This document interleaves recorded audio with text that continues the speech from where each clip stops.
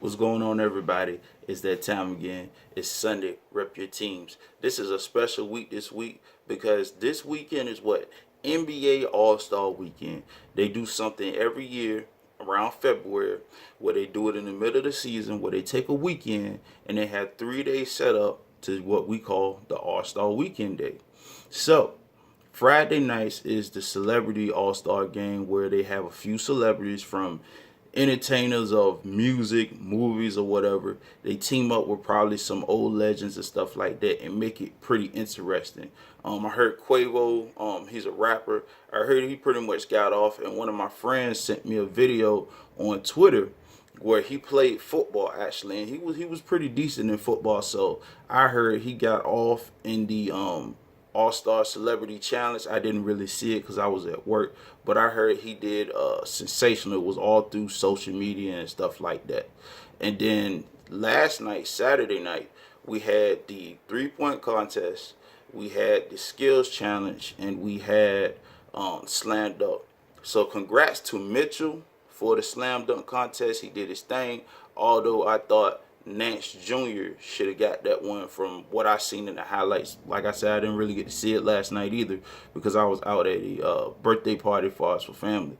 But Nance Jr. to me should have got it, but judges felt like he didn't do enough to get it, so they gave Mitchell the Utah Jazz rookie the slam dunk trophy, and Devin Booker for the Phoenix Suns won the 3-point contest last night in the 3-point contest challenge. So today is Sunday. You have Team LeBron and Team Steph.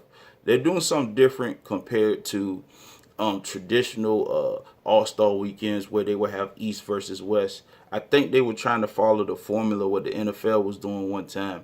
They had one year they had Team Rice versus Team Sanders or something like that. So what they do instead of doing like West versus East or an NFL AFC versus NFC, they'll pick two captains. It could be legends or it could be current players, and they pick who they want on each team. I think it's pretty cool to do it that way because that way you can really see more of a sighting game versus okay, we're gonna do the West versus traditional East.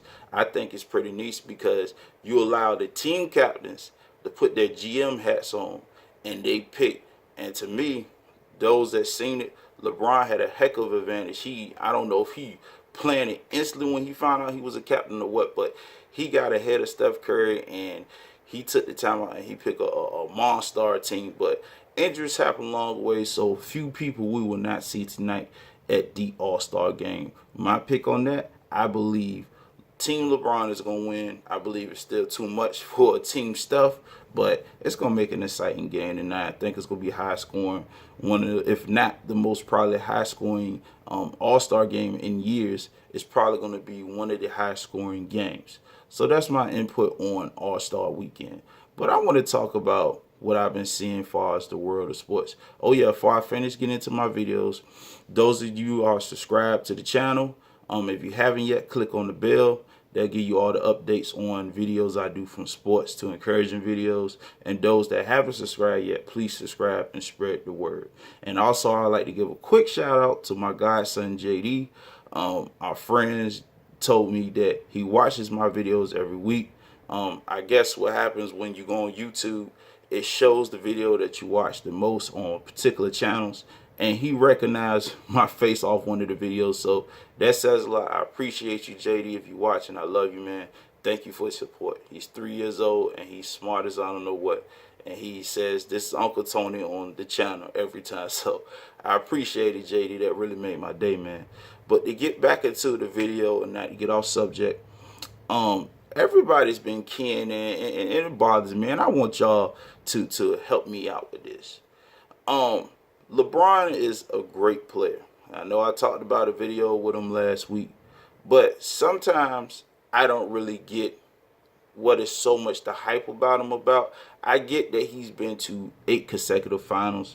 I get that he's been dominating in the East and probably dominating the NBA somewhat for a few years. But he has a few losses on his resume as far as the NBA Finals.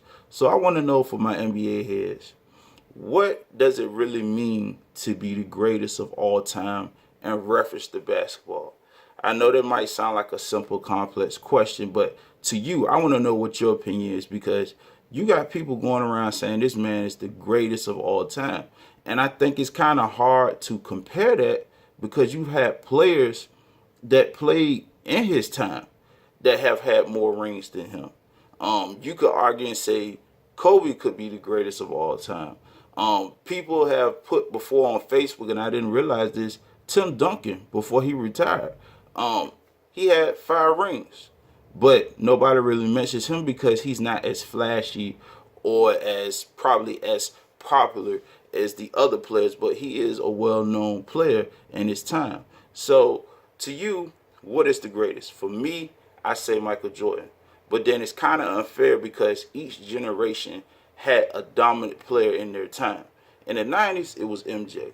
Now, not excluding, I know my friend James might be watching this, not excluding Houston. Yes, Houston was the only team in the Jordan era that did win 2 NBA rings. So, James, yes, I'm giving your boys credit. He's the only real Rockets fan I know in the state of Virginia. So, shouts out to him.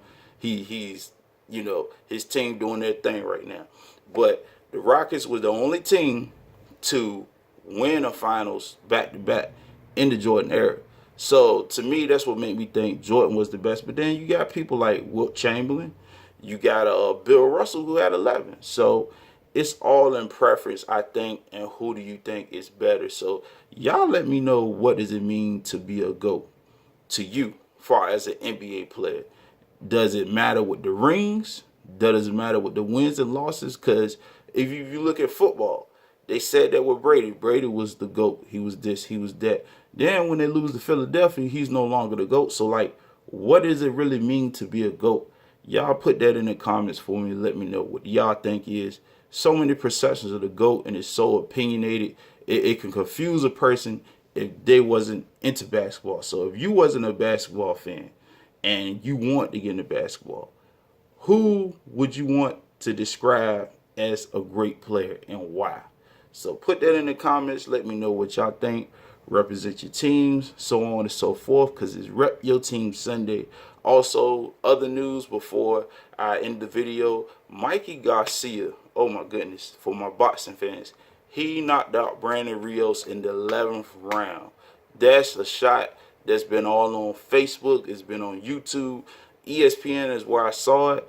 And even at the end, Sean Porter called him out in his interview. So it's going to be interesting with the fight game. I got you boxing fans. I'm a boxing fan as well.